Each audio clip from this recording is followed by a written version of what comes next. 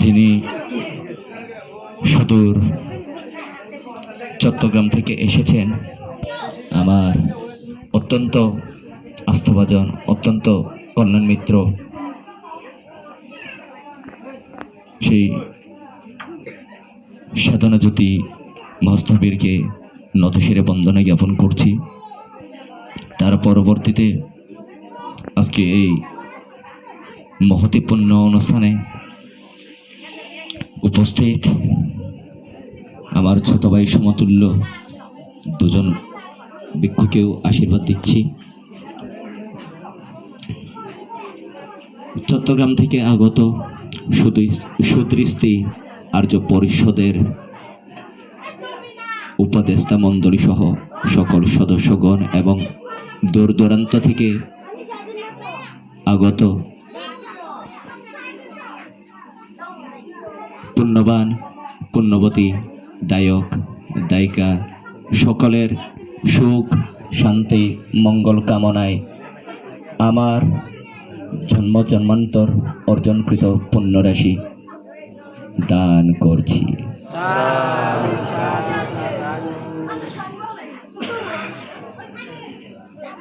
প্রিয় উপাসক উপাসিকাগণ, শ্রদ্ধেয় দুজন পান্তিকে রেখে আমি ধর্মীয় দেশনা করব না।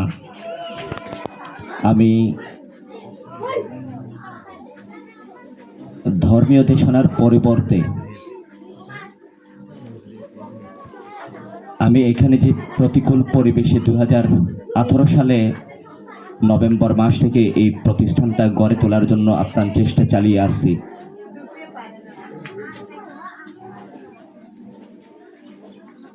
সেগুলো আপনাদের সাথে একটু শেয়ার করব। প্রিয় উপাসক উপাসিকাগণ, গুইমারা উপজেলায় এরকম একটা জায়গা আছে, আগে আমি জানতাম না। এখানে আসার আগে আমি দিয়ানপাড়া JSN আবাসিক উচ্চ বিদ্যালয়ের গেস্ট টিচার হিসেবে শিক্ষকতা করেছিলাম 1 বছর বিনা পারিশ্রমিকে আমি শিক্ষকতা করেছিলাম। তো 2018 সালে অক্টোবর মাসে এই এলাকায় একটা বুদ্ধের প্রতিবিম্বতাকে সেনাবাহিনীরা ভেঙে ফেলে দেয় গভীর রাত্রে। তখন রাত বাজে 2টা। এই এলাকার থেকে একজন, আমি কিন্তু ওনাকে চিনি না, উনি আমাকে চিনেন, ও আমাকে ফোন করে বলছে, বান্তে আমাদের এলাকায় বুদ্ধ মূর্তি থেকে সেনাবাহিনীরা ভেঙে ফেলতেছে, কি করা যায়? আমি বললাম, কি আর করব, এত গভীর রাতে আপনারা সব জায়গায় থাকেন, জীবনের নিরাপত্তাটা সবচেয়ে বেশি, ভোর হলে কি করা যায় ভেবে দেখা যাবে, এই বলেছি। তারপর বুদ্ধ মূর্তিটা প্রতিস্থাপনের জন্য আমি আন্দোলনের লিড দিই। আমি বিক্ষোভ সমাবেশ করেছি, বিক্ষোভ সমাবেশে আমি লিড দিয়েছি। পরবর্তীতে আমি ওই সমাবেশ থেকে লাগাতার আন্দোলনের ডাক দিয়েছিলাম। একদম গুইমারা উপজেলা থেকে আমি অচল করে দেওয়ার জন্য ঘোষণা দিয়েছিলাম। তার প্রেক্ষিতে তড়িঘড়ি করে সেনাবাহিনীরা আবার বুদ্ধ মূর্তি এবং বুদ্ধ বিহার তাকে নির্মাণ করে দিতে বাধ্য হন এবং আমি 5টি দফা দাবি করেছিলাম সেদিন। বুদ্ধের প্রতিবিম্ব এবং বৌদ্ধবিহার, ওই বিহারের নামে 5 একর জায়গা রেজিস্ট্রি করে দিতে হবে। যেহেতু সেদিন জেলা প্রশাসক উপস্থিত ছিলেন, জেলা প্রশাসক এবং রিজিয়ন কমান্ডারের কাছে আমি এই দাবিগুলো করেছিলাম এবং এই ঘটনাটাকে ইস্যু বানিয়ে এই এলাকায় বসবাসরত মানুষদেরকে যেন হয়রানি করা না হয়, আমি এগুলো জোর দাবি করেছিলাম। তো আমার দাবিগুলো ওনারা সেদিন পূরণ করবেন বলে স্বীকার করেছিলেন।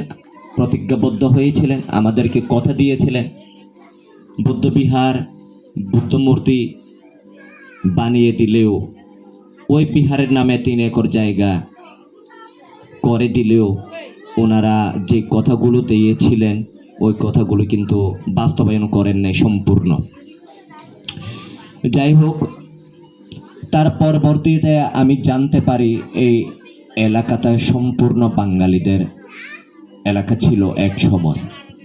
2009 সালে আঞ্চলিক রাজনীতির এদের প্রভাবে এবং এলাকাবাসীর সবাই ঐক্যবদ্ধভাবে তাদেরকে এখান থেকে তাড়িয়ে দেয়। তাড়িয়ে দেওয়ার পর প্রশাসন এই এলাকার প্রায় 90 জনের নামে মামলা করে দেয়। তো অনেকেই তখন কিন্তু এখানে আমাদের এই স্থানীয় চাকমা মারমা যারা রাজনৈতিক নেতৃবৃন্দ আছেন ওনাদের থেকে আইনি সহায়তা না পেয়ে এখানে অনেকেই অভিমানে যে যার ধর্ম ত্যাগ করে খ্রিস্টান ধর্ম গ্রহণ করে। এই ইতিহাসটা যখন আমি জানতে পারি তখন আমার খুব খারাপ লাগে। তখন আমি সিদ্ধান্ত নেই যে এই এলাকায় আমি থাকবো, যতই কষ্ট হোক না কেন। তো আমি মনে মনে যেটা সিদ্ধান্ত নিয়েছি, আমি এই এলাকার মুরব্বীদেরকে জানিয়েছি। মুরব্বীরা অনেক এই কি বলবো, খুব আনন্দ হয়েছিলেন আমার সিদ্ধান্তটা জেনে। তো আমি সবার সাথে আলোচনা করে এই জায়গাটা নির্ধারণ করেছিলাম, এই জায়গাটাতে আমি থাকবো, আমি আশ্রম বানাবো। কেননা এই যে যেখানে আমি বৌদ্ধবিহার বানিয়েছিলাম এখানেই তাদের বাঙালিদের মাদ্রাসা ছিল, মাদ্রাসা জায়গাতেই আমি বিহার বানিয়েছি। তো তখন থেকে কিন্তু বিভিন্নভাবে চড়াই উতরাই করে আজ এই পর্যন্ত। আপনারা তো দূর থেকে আসছেন, এই যে একটু আগে সুনীল মাস্টার বক্তব্য দিয়ে গেলেন উনি বৈদ্যপাড়া থেকে। আমি এখানে আসার পর থেকে এই এলাকাবাসীরা যেভাবে আমাকে সহযোগিতা করছেন ঠিক তেমনি বৈদ্যপাড়াবাসীরাও আমার পাশে ছিলেন, আছেন এবং ভবিষ্যতেও থাকবেন, এই প্রত্যাশা আমি রাখছি। তো দুঃখের বিষয় এটাই যে গুইমারা আমাদের খাগড়াছড়ি জেলার মধ্যে মারমাদের রাজধানী বলা হয় গুইমারা উপজেলাকে। এখানে সবচেয়ে বেশি মারমাদের বসবাস, যার কারণে বলা হয় খাগড়াছড়ি জেলায় গুইমারা উপজেলা থেকে মারমাদের রাজধানী। এখানে রাজনীতির নেতৃবৃন্দরাও সবাই মারমা, কিন্তু দুঃখের বিষয় ওনাদেরকে কাউকে আমি আমার পাশে পাই না, কখনোই না।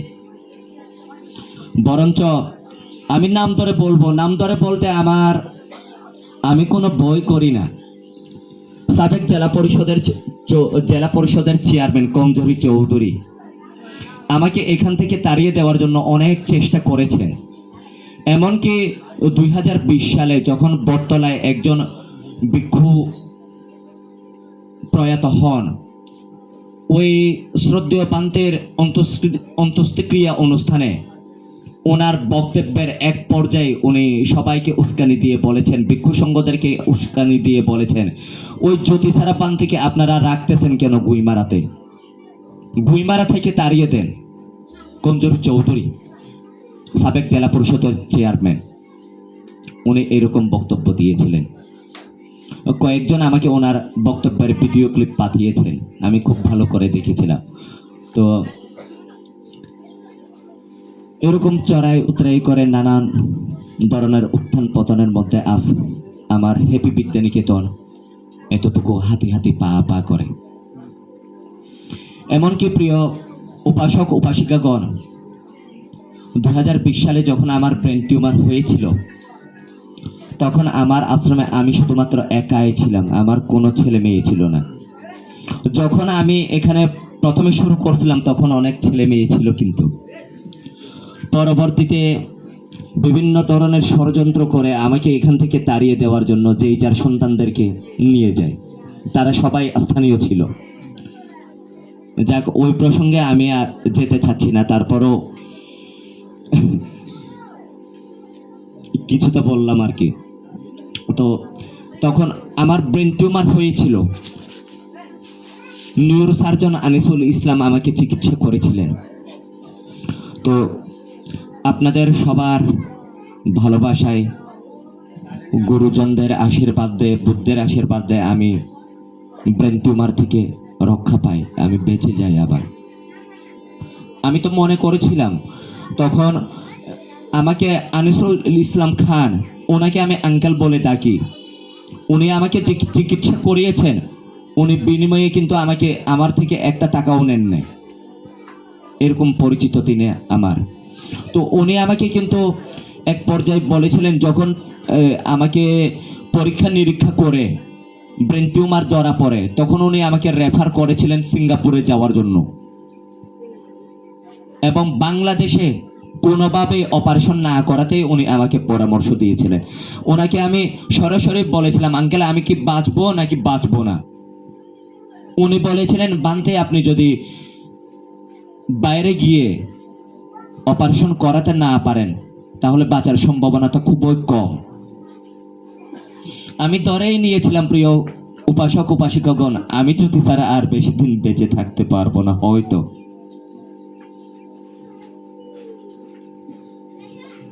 বুদ্ধের আশীর্বাদে, আপনাদের সকলের ভালোবাসায়, আপনাদের সকলের সহযোগিতায় আমি বেঁচে যাই।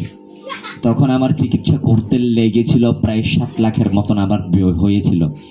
বাড়ি থেকে আমাকে দিতে পেরেছে মাত্র 1,80,000 টাকা। বাকি টাকাগুলা আপনাদের মতন যারা মহৎ মনের মানুষ, বড় মনের মানুষ, এরকম মানুষরাই আমাকে সহযোগিতা করেছে। এমনকি যার কথা আমি, যার নাম না বললেই নয়, আজকে পলাশ খিসা বিআরপিএতে চাকরি করেন, আপনারা অনেকেই চিনবেন। আমার ইনজেকশন নিতে প্রতি সপ্তাহে যেতে হতো, মাসে 4 বার। প্রতিবারই উনি আমাকে গাড়ি ভাড়াতে দিতেন, গাড়ি ভাড়াটা উনিই বহন করতেন। আমি এখান থেকে কার গাড়ি ভাড়া করে যেতাম, রিজার্ভ করে যেতাম। একবার গেলে 5,000 টাকা পলাশ খিসা দিতেন ওইটা আমাকে। তো এরকম মহৎ মানুষদের সহযোগিতায় আজ আমি এখনো বেঁচে আছি, আপনাদের সামনে বসে দু কথা বলার সুযোগটা পাচ্ছি। তো প্রিয় কল্যাণ মিত্রগণ, যাই হোক, আমি যখন এই মরণ ব্যাধি থেকে রেহাই পাই, তখন থেকে আমি আরো দৃঢ় চিত্তে সংকল্প করি যে আমার দ্বিতীয় জীবনটা দান করেছেন আমাকে আমার ধর্মপ্রাণ দায়ক দায়িকারা। সুতরাং অতীতে আমি আমার জাতির জন্য যা করে এসেছি, ভবিষ্যতে যতদিন বেঁচে থাকবো, আমি এই দ্বিতীয় জীবনে, আমি সব সময় বলি এটা আমার দ্বিতীয় জীবন, ইটস মাই সেকেন্ড লাইফ।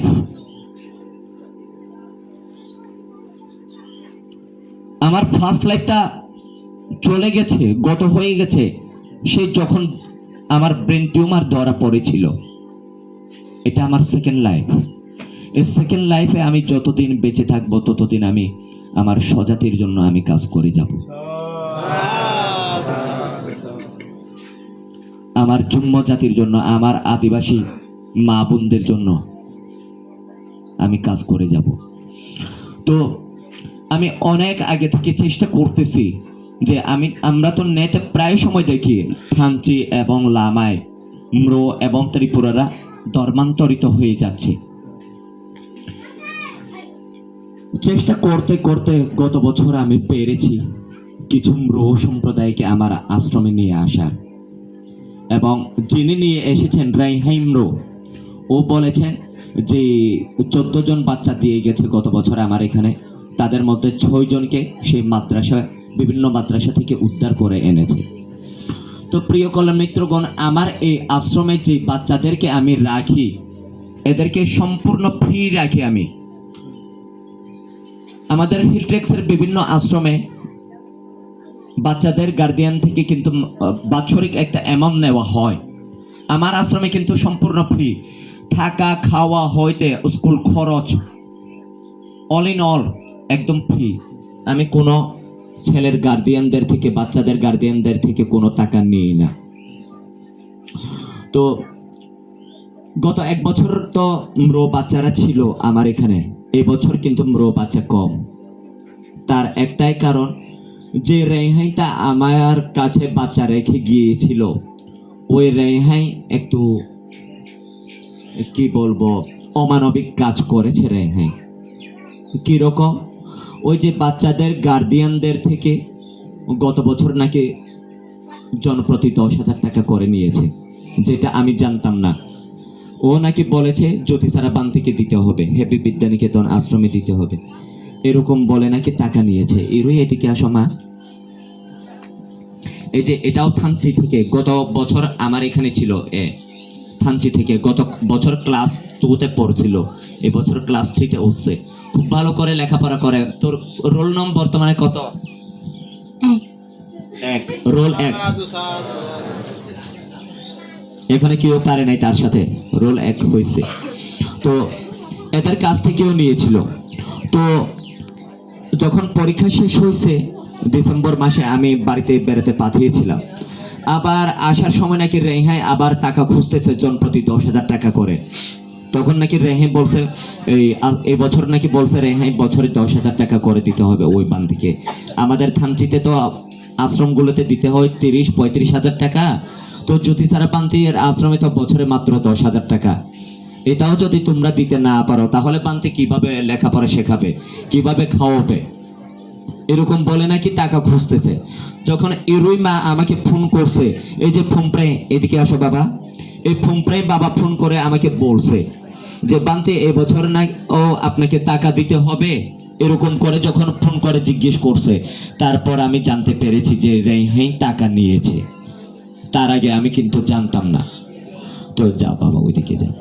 তো যার কারণে ওই এলাকা থেকে বাচ্চারা আর আসে নাই, মাত্র আসছে। তোমরা নতুন কয়জন আসছো? ফোনপ্রায় এরই তোমরা নতুন, এখান থেকে 5 জন না, থানচি থেকে?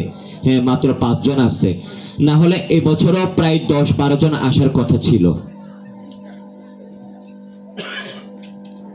যার কারণে মৃ বাচ্চা এখন আমার কাছে কম। এই লামা থেকে 4 জন আছে, লামা থেকে 4 জন এবং থানচি থেকে 5 জন, 9 জন মৃ মাত্র। তো আমার এখানে এবছর প্রায় 50+ বাচ্চা হওয়ার কথা ছিল। ওই রেহাই যদি এরকম না করলে বাচ্চা অনেক বেশি হতো আমার এখানে। তো যাই হোক প্রিয় কল্যাণ মিত্রগণ, আমি আর বেশি কথা বলবো না, সময়ও নাই। শ্রদ্ধেয় 2 জন ভান্তিও আছেন। তো এই বলে আমার আপনারা যে কিছু বলার সুযোগটা দিয়েছেন আমাকে, আমি এখানেই শেষ করলাম।